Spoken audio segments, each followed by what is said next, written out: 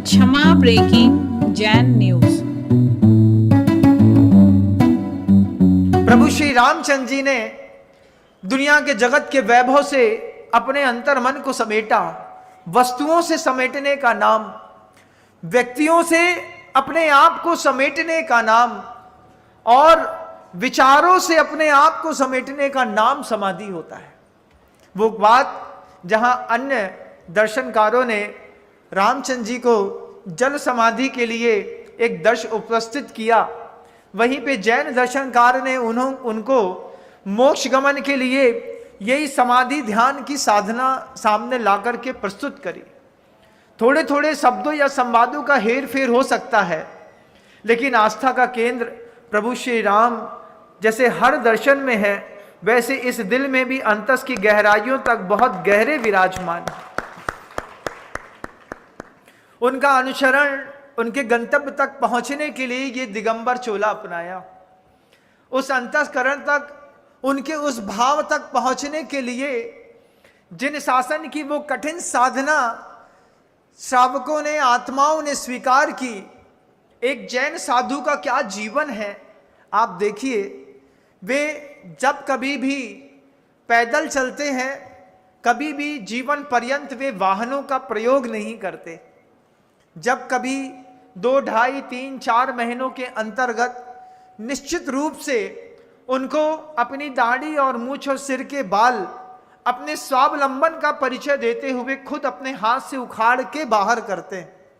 यह प्रक्रिया देखने में कष्टप्रद लगती है, लेकिन करने में संतोषप्रद लगती है। करते वक्त लगता है कि वास्तव में अपने आप को सफल करने के लिए ये मनोहर उपक्रम शासन में एक ताकत पैदा करता है। दिगंबर जैन साधु कभी रात में कपड़ा नहीं ओढ़ता, किसी भी प्रकार के आवरणों को जीवन में कभी स्वीकार नहीं करता। दिन में सिर्फ एक समय भोजन करते हैं, 10, 10:30 बजे, जो कुछ वो भी श्रावक जो देता है उसमें कभी अपेक्षा नहीं रहती कि आप मुझे रोटी दे दीजिए, चावल दे दीजिए, कि और कुछ विशेष पदार्थ दे दीजिए। अपनी इच्छा का प्रयोग किए बिना श्रावक जो अपनी खुद की बुद्धि से और मानसिकता के साथ, भावों के साथ देता है, चुपचाप दूसरे के दिए हुए भोजन को मौन पूर्वक दिन में एक बार लेकर के वे अपने जीवन का निर्वाह करते हैं। कभी शाम को पानी नहीं पीते, किसी भी प्रकार की एलोपैथी की दवाइयाँ नहीं खाते, किसी भी प्रकार के भौतिक संसाधनों का प्रयोग नहीं करते, कूलर, फ्रिज, टीवी का कभी उपयोग नहीं करते, एसी में नहीं रहते, रात्रि में लाइट का प्रयोग कभी नहीं करते, वे अपने हाथ से कभी लाइट नहीं जलाते। सोचिए, जीवन में एक ऐसे संत की परंपरा है जो कभी भी किसी भी इलेक्ट्रिक वस्तुओं का अपने हाथ से कभी उपयोग नहीं करते। कभी किसी दिगंबर साधु ने एक स्विच ऑन नहीं किया। कितनी बड़ी बात है। और ऐसा निरपराध जीवन के साथ ध्यान, सामायिक साधना, संयम, शुद्ध ब्रह्मचर्य का प्रयोग है उनके पूरे जीवन में। यम रूप में कभी किसी स्त्री का स्पर्श नहीं करते। हमेशा शुद्ध ब्रह्मचर्य के साथ कोई भी माँ बहन सामने आती है, उसको अपनी माँ बहन जैसे भाव शक्ति के साथ देख करके जीवन में संवाद और वार्तालाप होते हैं।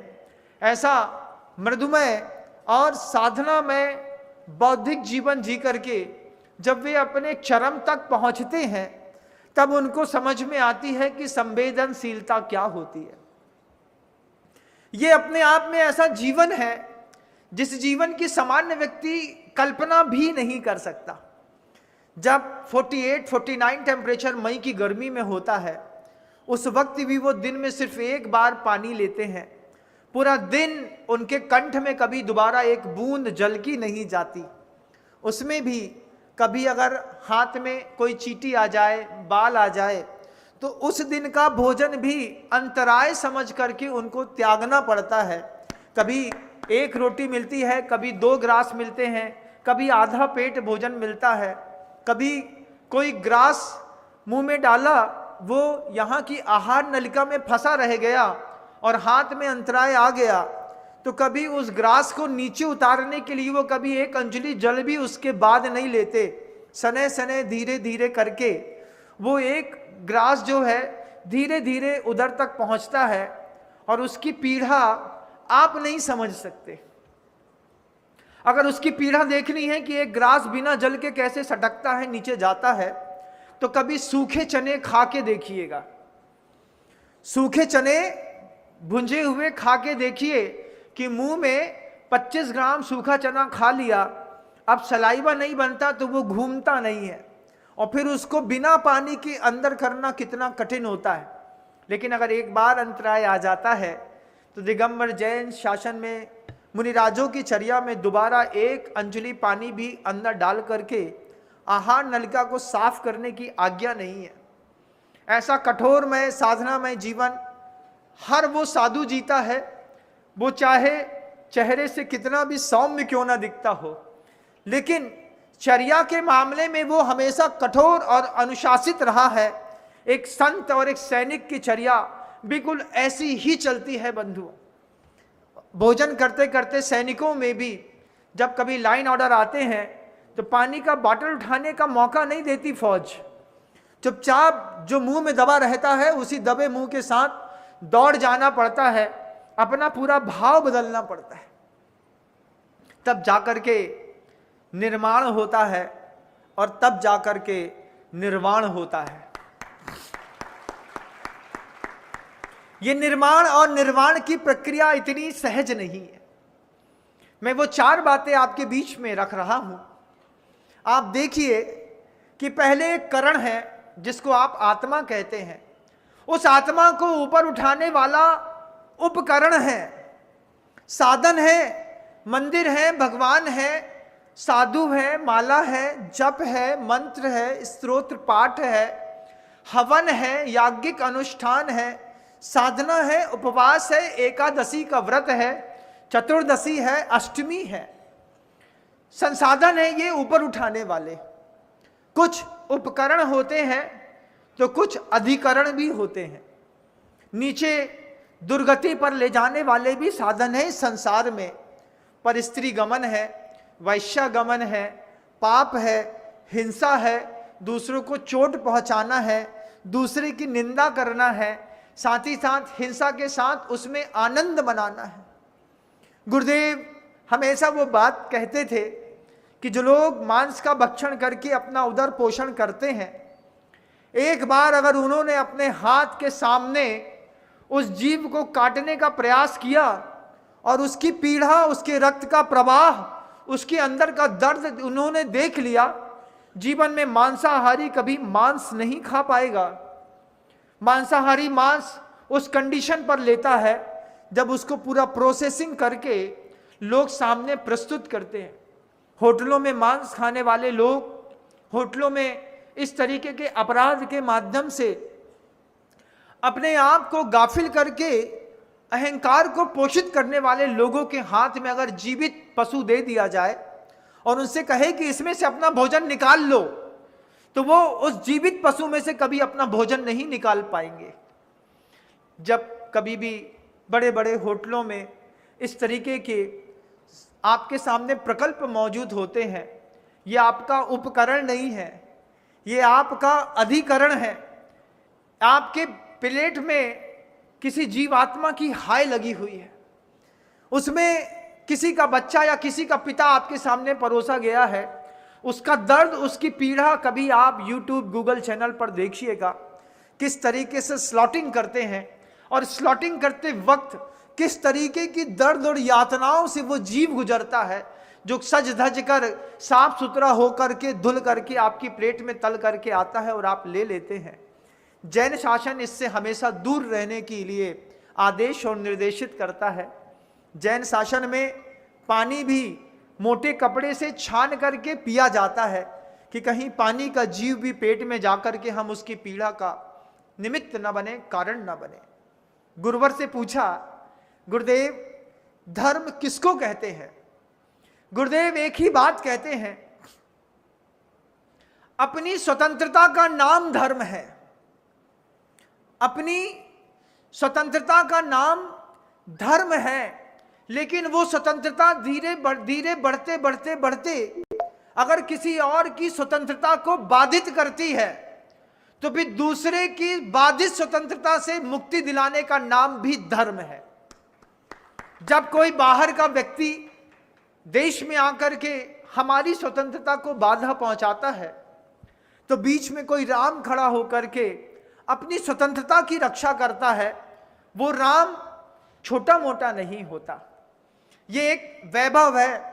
और गुरुदेव ने तो साफ शब्दों में कहा कि अपनी स्वतंत्रता और दूसरे की स्वतंत्रता में जो बैलेंस बनाया जाता है, बस उस बैलेंस को बनाने का नाम धर्म है। मुर्गा स्वतंत्र है, बकरा स्वतंत्र है, गाय स्वतंत्र है, भैंस स्वतंत्र है। उसकी स्वतंत्रता और अपनी स्वतंत्रता में जो बैलेंस बना लिया, इस बनाए हुए बैलेंस का नाम धर्म है। फिर चाहे उसको आप जैन कहें, चाहे शैव कहें, चाहे कुछ भी नाम से कहें। बुद्ध वीर जिन हरिहर ब्रह्मा, या उसको स्वाधीन कहो, भक्ति भाव से प्रेरित होकर यह चित्त उसी में लीन रहे। किसमें? विषयों की आशा नहीं जिनको साम में भाव धन रखते हैं, ऐसे प्राणी साधु जगत के दुख समूह को हरते हैं। ये शब्द गुरुदेव के हैं। इसी का नाम धर्म है बंधुओं, कोई और धर्म चीज होती नहीं। मेरी स्वतंत्रता किसी की परतंत्रता में निमित्त न बने, मैं स्वतंत्र रहूं और मेरे आश्रित प्रत्येक जीव, मेरा भोजन भी स्वतंत्र रहे। ये स्वतंत्रता स्वीकार कर ली तो हम धार्मिक हो गए। साधु जैसी धार्मिक आस्था गृहस्थों को शोभा नहीं देती। मैं जिस तरीके से ध्यान करता हूं, सामायिक करता हूं, उस तरीके से अगर आपने किया तो जीवन बर्बाद हो जाएगा। आपका धर्म अलग है, मेरा धर्म अलग है। किसी ने कहा कि महाराज, साधु और पिच्छीधारी होकर के आप बंदूकधारियों का सम्मान कर रहे हैं, उनके हाथ से गोलियां छूटती हैं, बातें निकलती हैं, विचार बदलते हैं। हमने उनको आगम का पन्ना दिखाया, जिस आगम में लिखा है कि धर्म पर और राष्ट्र पर अगर मान लीजिए कहीं से आपत्तियां आती हैं, तो एक क्षुल्लक महाराज भी तलवार उठा करके किसी का घात कर सकते हैं। आगम कहता है अगर धर्म पर कोई आंच आती हो, राष्ट्र पर कोई आंच आती हो, तो एक क्षुल्लक जो साधु है वो भी तलवार उठा करके शासन की रक्षा कर सकता है, अपराध मुक्त माना जाएगा। दिगंबर जैन साधु के लिए बस कहा, समता सम्हारे असि प्रहारे वंदना जिन देव को। उनके लिए कहा कि कोई हमारा गला भी उतार देगा तो कभी जैन साधु ये नहीं बोलेगा कि मेरा गला क्यों उतारा जा रहा है, वो सामने रख देगा।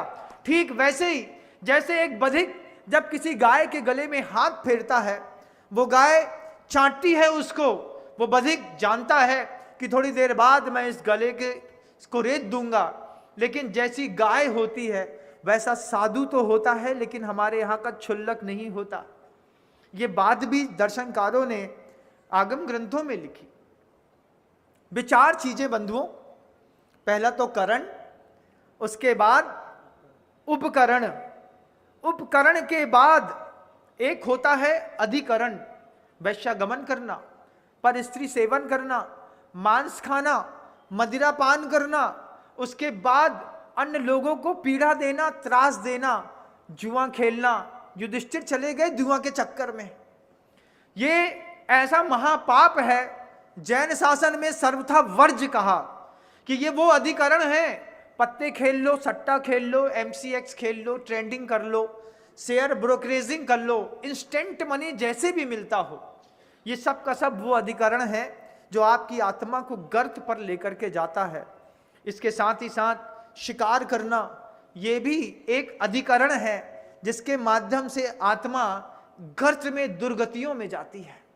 अत्यधिक जिह्वा का लोभ भी एक ऐसा अधिकरण है जिसके माध्यम से आत्मा दुर्गति का पात्र बनती है। इन सब को भगवान पार्श्वनाथ हो या प्रभु श्री रामचंद्र जी, उन्होंने अपने जीवन रहते इस बात को साध लिया कि मुझे किसी भी प्रकार के अधिकरण का उपयोग नहीं करना है, सिर्फ उपकरणों का प्रयोग करना है। धर्म संस्थापनार्थाय संभवामि युगे युगे, ऐसे वो होते रहे, तब जाकर के अभी इसके बाद एक और शब्द बचता है, करण। उपकरण अधिकरण से ज्यादा जबरदस्त अंतिम शब्द है, जिसको आचार्य कहते हैं अंतःकरण। ये अंतःकरण क्या है? इस शब्द के लिए अपने आप से पूछिएगा। उपकरण बाहर मिल जाते हैं, अधिकरण बाहर मिल जाते हैं। मैंने वो शब्द कहा ना, उत्पाद भय द्रव युक्तम सद जिनशासन का एक सूत्र लेकर के जाइएगा। हर पर्याय में आपको सुविधाएं तो मिलती हैं, लेकिन मन नहीं मिलता। हर पर्याय में मन मिलता हो ऐसा नहीं। जैन शासन कहता है संगी पंचेंद्रीय पर्याय मिलना, मनुष्य गति मिलना बहुत दुर्लभ है। छोटे छोटे कीड़े होते हैं, पंछी होते हैं, कीड़े होते हैं, इल्लियां होती हैं, भौरे होते हैं, इसके साथ तितलियां होती हैं। इनके पास जीवन तो होता है, लेकिन मन नहीं होता। आत्मा तो होती है, लेकिन अंतःकरण नहीं होता। ये जैन दर्शन कहता है संगी पंचेंद्री की पर्याय मिलना बड़ा कठिन है। फिर वो जो अंतःकरण है, जिसको आप मन कहते हैं, उस मन के आश्रित ही है अधिकरण या उपकरण का प्रयोग करना। अगर वो अंतःकरण नहीं है तो उपकरण क्या काम करेंगे? वह अंतःकरण नहीं है तो वो अधिकरण भी क्या काम करेंगे, और वो करण आत्मा भी क्या करेगी? इन चारों का उपयोग किया सही समय पर। गुरुदेव हमेशा वो बात कहते थे, हम लोगों से भी कहते थे कि देखो चतुर्थ काल में जैसे साधु होते थे, आज तो वैसा नहीं हो सकते। नहीं हो सकते ना? हम लोग कहते थे हाँ गुरुवर, उनके जैसी क्षमता नहीं है, उनके जैसा साहस नहीं है, शौर्य नहीं है, वैसी साधना नहीं कर सकते। फिर आचार्य श्री जी जो गहरी बात कहते थे, हम वैसी साधना नहीं कर सकते, इस बात से गहरा दर्द होना चाहिए कि हम वैसी साधना के बारे में सोच भी नहीं सकते। हम सोचते भी नहीं हैं कि हम ऐसा भी कर सकते हैं। चतुर्थ काल का साधु क्या करता होगा, ध्यान कैसे करता होगा, कैसे वो वहां पर जाकर के शेर के बीच में रहता होगा, क्या उसकी आत्मा के निर्मल परिणाम होंगे? नहीं करने के दर्द से ज्यादा होना चाहिए नहीं सोच पाने का दर्द। हम मनुष्य पर्याय में हैं, लेकिन सोचिए ना कि जितना अच्छा सोचना चाहिए, क्या आप उतना अच्छा सोच पाते हैं? जब कोई साधु आपके उद्बोधनों के माध्यम से आपको एक दृष्टि देता है, तब जाकर के तो आप अच्छा सोचते हैं, लेकिन आपका अंतःकरण अच्छा सोच नहीं पाता। शरीर व्यवस्थित हो, स्वास्थ्य अच्छा हो, घर के अंदर संपत्ति हो, आत्मा से कभी आवाज नहीं निकलती कि तीर्थ की यात्रा करनी है। आत्मा से आवाज निकलती है कि इस पैसे का उपयोग कहीं कश्मीर जाकर के, कहीं मनाली जाकर के व्यसनों में खर्च करना है। ये अंतःकरण से आवाज क्यों आती है, एक बार अपने आप से पूछना।